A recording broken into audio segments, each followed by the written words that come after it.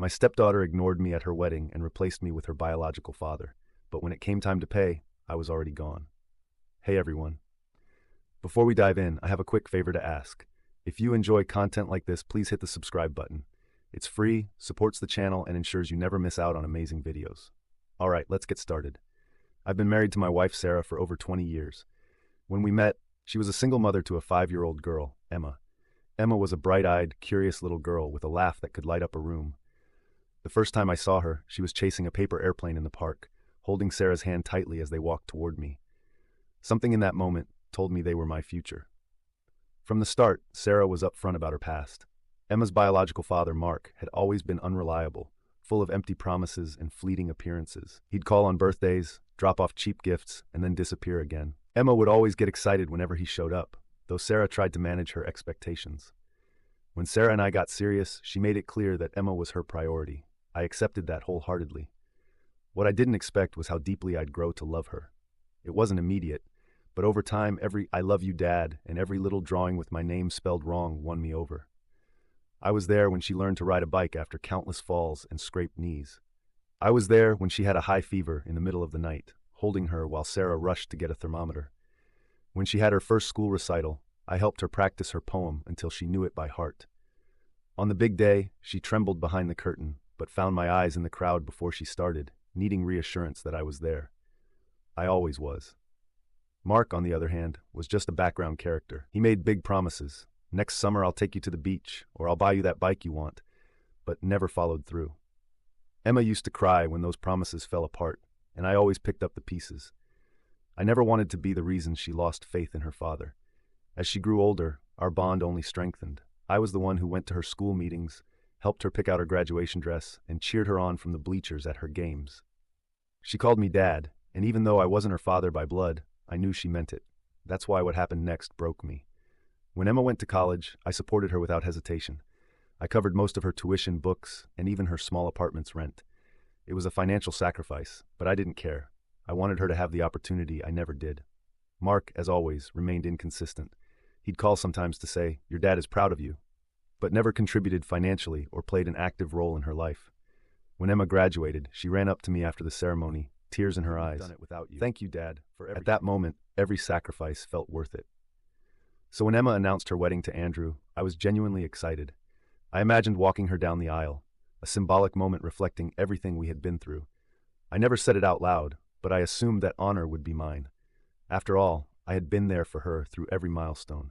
The weeks leading up to the wedding were filled with excitement. Emma talked about her dress, the flowers, the music. As always, I offered my support, paying for part of the reception, contributing to her dress, and covering extra costs. I never expected anything in return, except to be acknowledged as an important part of her day. Then the invitation arrived. I opened it with a smile, expecting to see my name in a special place. Instead, it was just a formal guest list. My name wasn't anywhere significant. Worse, Emma had chosen Mark to walk her down the aisle. At first, I thought it was a mistake, but when I asked her about it, her response hit me like a punch to the gut. There's only one biological father, and I've always wanted to give him this moment. I can't describe how that felt. Years of love, sacrifices, and effort dismissed like they meant nothing. But the worst part wasn't her choice. It was how casually she said it, as if it had never even crossed her mind to choose me. Her wedding day was one of the most humiliating days of my life. I arrived early in a suit I had tailored for the occasion, sat quietly among the guests, and watched as all eyes were on Mark walking Emma down the aisle. During the speeches, I waited, hoping someone would acknowledge me. No one did. I was invisible. Something inside me broke that day. The part of me that had always been willing to sacrifice simply shut down. I didn't know it yet, but that moment marked the beginning of a change that would alter everything. That moment, watching Emma walk down the aisle on Mark's arm, is burned into my memory. She was radiant, as any bride should be. But for me, the image was filled with bitterness. Not because I didn't want her to be happy, but because I realized in that instant that I was disposable to her. The week after the wedding, Emma and Andrew left for a luxury honeymoon, a beachfront resort with breathtaking views and top-tier amenities. I didn't ask much about it. I couldn't bring myself to engage in conversations about something that marked the breaking point of our relationship. What I didn't expect was what happened when Emma returned. She barely had time to unpack before calling me. Her tone was light, as if nothing had happened. She gushed about the beaches, the surprise dinner Andrew had planned under the stars. I listened in silence, responding with short answers, struggling to keep my composure. Then the conversation took a turn I should have seen coming. "Dad," she said, the familiarity of that word cutting deeper than I wanted to admit. "I need a favor. There had been some unexpected expenses on the honeymoon, and they were a little short on cash. Could I help cover the cost?" For a moment, I was speechless. The way she asked, so casually, so assured, like she simply expected me to say yes, just as I always had. I was the one who fixed things, who provided, who sacrificed for her without question. But this time, something in me refused.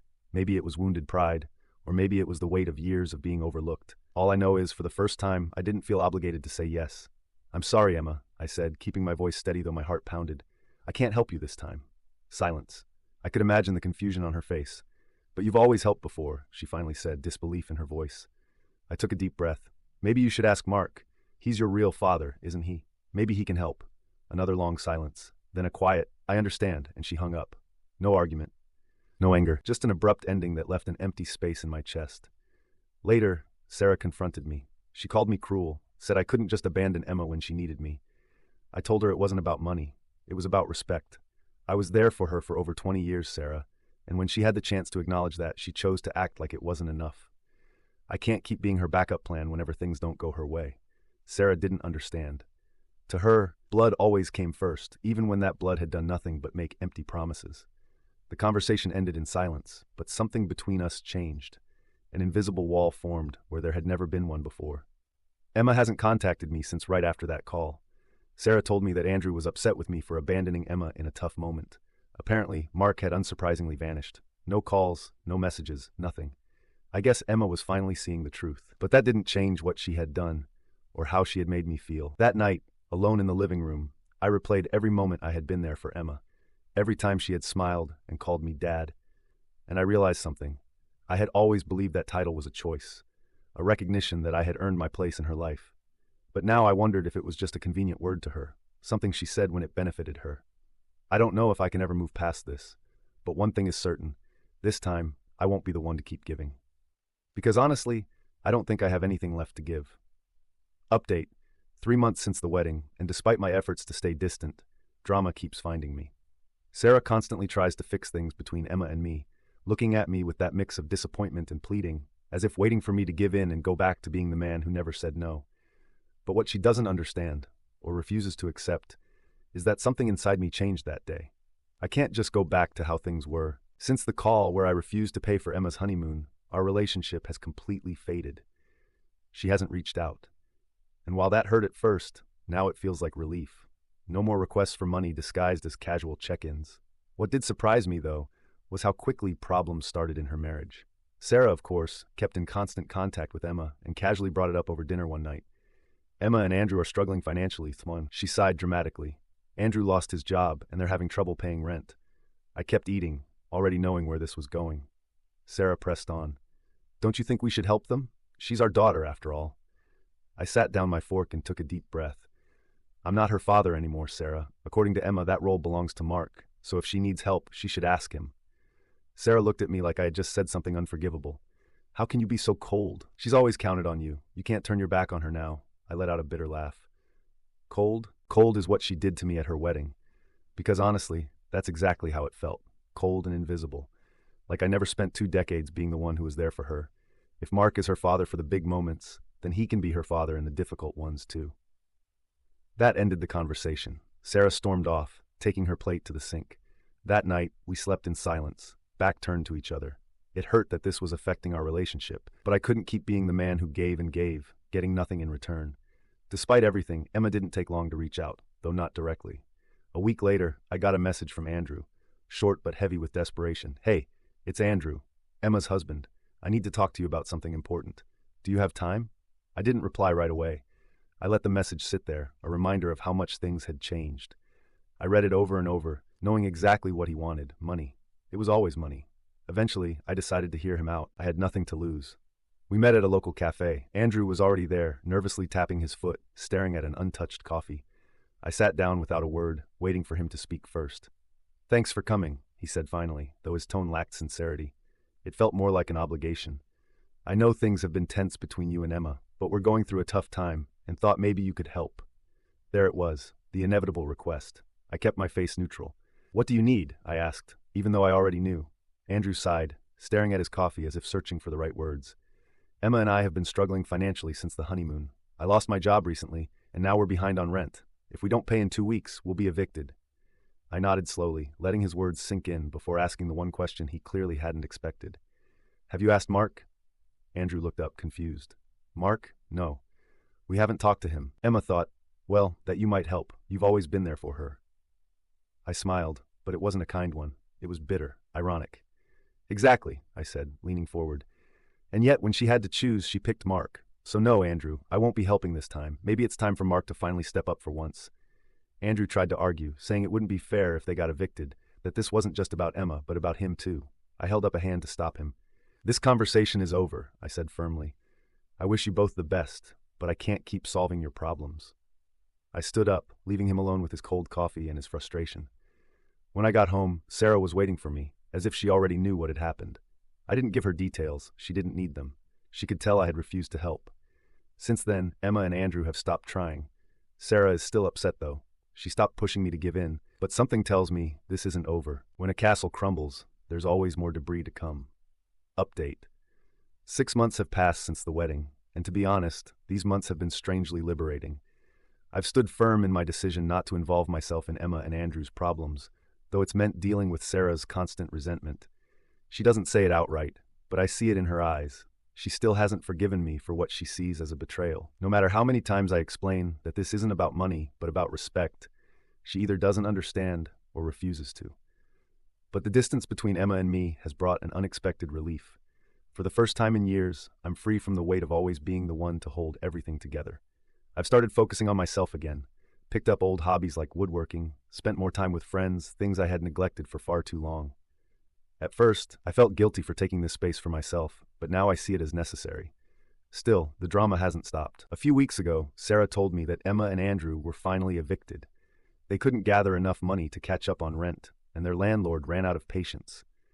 Now they're staying with Andrew's mother in a cramped apartment, barely enough space for 2 people, let alone a married couple. Sarah was furious when she told me. This wouldn't have happened if you had helped them, she said, her tone full of the now familiar blame. I didn't bother responding. It didn't matter what I said. Sarah would always see me as the villain for any hardship Emma faced.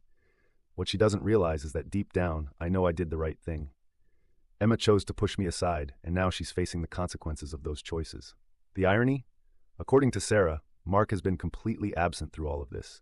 He didn't even respond when Emma reached out for help. Not surprising, he's been unreliable his whole life. But I find it interesting, after all the effort Emma put into placing him on a pedestal, he's nowhere to be found when she actually needs him. A few days ago, while Sarah was cooking dinner, she told me something that almost made me laugh out loud. Emma says Mark promised to help her find a new place to live, but he still hasn't followed through. He says he's waiting for his finances to stabilize. I raised an eyebrow, looking at her in disbelief. And Emma still believes him? After a lifetime of broken promises, she still believes him? I asked, not with anger, but genuine curiosity. Sarah sighed, looking at me with sadness. He's her father, she said simply, as if that explained everything. That conversation lingered in my mind. For years I had tried to fill the void Mark left in Emma's life, but now I wondered, had it all been in vain? Maybe to her, biology always mattered more than actions. Maybe I was never competing with Mark's presence, but with the simple fact that he existed. A week ago, Emma finally reached out to me. Surprisingly, it wasn't about money. She sent a message asking to meet, saying she wanted to talk. I hesitated for a long time before replying, but in the end, curiosity won. We met at a park we used to visit when she was little. Emma was already there, sitting on a bench, nervously fidgeting with her hands. When I approached, she stood up and gave me a hesitant hug, one that didn't feel genuine. But I accepted it out of politeness. For a few minutes, we sat in awkward silence. Then she started talking, but not about why she had called me there. Instead, she spoke about how difficult it was living with Andrew's mother, the tension in her marriage, how much she missed having her own space. I listened without interrupting. I could tell she had a lot to unload. Then finally she got to the point. Dad, she said, a word that used to mean so much to me but now felt hollow. I know I've disappointed you. I know the wedding hurt you, and I don't think I realized how much until it was too late. I waited, letting her continue. Inside, I felt a mix of emotions. Disbelief, sadness, and a lingering resentment. Emma took a deep breath before adding, I just want to say I'm sorry for how things turned out. I never meant to make you feel replaced. But you did, I replied calmly but firmly. And not just at the wedding, Emma. Every time you ignored everything I did for you. Every time you chose to see Mark as something he never was. You say you didn't want me to feel replaced, but honestly, I don't think I was ever in that place to begin with. Emma looked down, visibly shaken by my words. Maybe she had expected me to simply accept her apology and return to how things used to be. But that wasn't possible anymore. Some things, once broken, can't be repaired. The conversation ended shortly after. As we said goodbye, she told me she hoped we could rebuild our relationship with time. I didn't respond, not because I didn't want it to happen, but because I wasn't sure it was possible. Emma didn't just break my heart. She shattered something deeper, my trust in her. Update: I did something neither Sarah nor Emma will ever forgive me for. And honestly, I don't know if I should even ask for forgiveness. For the past year since the wedding, my relationship with Sarah has crumbled beyond what I ever thought possible. What started as emotional distance has turned into an unbridgeable gap. The love, the bond, even the respect we once shared feels gone. We still share a house, but not a life. Since the wedding, there's been no intimacy. At first, I thought it was temporary, a result of stress. But as months passed, I realized Sarah wasn't just upset, she was resentful. She blamed me for Emma's suffering, and that resentment seeped into every part of our marriage. The nights we once spent talking or watching movies are now filled with silence. Every time I try to reach out, she pulls away, building a wall between us. And in the middle of that emptiness, someone else entered my life. Sophie. Sarah's best friend. She had always been around, the fun aunt to Emma, bringing extravagant gifts and telling funny stories. But after the wedding, something changed. She started calling more, checking in on me. At first, I thought she was trying to help fix things between Sarah and me. But over time, I realized it was more than that. Sophie was the only person who truly listened. She told me what no one else had, that I was right, that my feelings were valid, that I had been treated unfairly, that Sarah was being unfair to me. Our conversations became something I looked forward to. She didn't see me as the villain in this story. I won't say this was planned, because it wasn't. It just happened, like a river finding a new path. One night, after another long talk, we sat in silence, just looking at each other. We had talked about everything: how I felt invisible in my own home, how Sarah had grown cold, how my life felt like it was falling apart. Then, out of nowhere, Sophie took my hand and said something that left me speechless. "You deserve to be happy, and they aren't letting you." I don't know what made me lean in, her voice, the way she looked at me, but the next thing I knew, I was kissing her, and she didn't pull away. That night, I didn't go home. I spent the hours with Sophie, talking, laughing, letting months of repressed emotions finally surface. For the first time in a long time, I felt seen. I felt wanted. More importantly, I felt understood. I know what I'm doing is wrong, but I don't regret it. Sophie has been my escape. Someone who truly sees me. I found with her what I lost with Sarah: connection. Sarah suspects something. She watches me when I come home late or step out to answer messages, but she hasn't confronted me. Sophie struggles with guilt too, yet neither of us regret what we've done. I know this can't last. When Sarah finds out, there's no turning back. But for now, I don't feel so alone. Final update: 2 years have passed. Looking back, it feels like a distant storm, yet its scars remain. I've rebuilt my life, though I don't know if I can ever undo the damage. Sarah and Emma cut me out completely. In a way, they freed me. When I finally confessed, Sarah's reaction was even more intense than I had imagined. She confronted me before I could speak. "What is this? I've seen the way you've changed. Tell me the truth." I blurted it out. "Sophie and we've been seeing each other. She was there for me when no one else was." Sarah's face twisted from shock to fury. Then came the words that still haunt me. "So all of it, everything we built, meant nothing to you?" I stood there, speechless. Everything I had done was to keep my family together, but I had failed. "Sarah," I said, voice shaking, "while you were trying to save Emma, I lost myself, and you didn't even see it." She screamed so loud it hurt. "What you've done is unforgivable. How could you destroy our family?" Emma walked in. She already knew. Her voice was ice. "I thought you were better than this, but you never cared, did you? You just wanted to be the hero, and look what you've done." "That's not true," I said, trembling. "You pushed me away. You chose Mark, and when you needed something, I was just supposed to fix it. But when I gave you everything, it was never enough, was it?" "Enough!" Sarah yelled. "That doesn't justify this betrayal. Clara, let him go." And just like that, they told me to leave, to never contact them again. It hurt, but at the same time, I felt relief. There was nothing left to save. I moved into a small apartment. The divorce process was exhausting, but the real pain wasn't the legal battle. It was knowing the life I built was gone. Through it all, Sophie was there, my comfort, my motivation. She didn't excuse my mistakes, but she didn't judge me either. Months later, as I was finally piecing my life back together, I got a message from Emma. "Dad, I know I hurt you. I know I failed you, but you will always be my father. I'm sorry. I know things will never be the same, but I will always love you." I didn't reply right away. The wounds were still too deep. Maybe one day I'll find peace. But for now, I'm moving forward, no matter what I've left behind. Like today's story? A super thanks helps me keep bringing you the best daily content. Your support means I can keep doing what I love. Thanks for being awesome.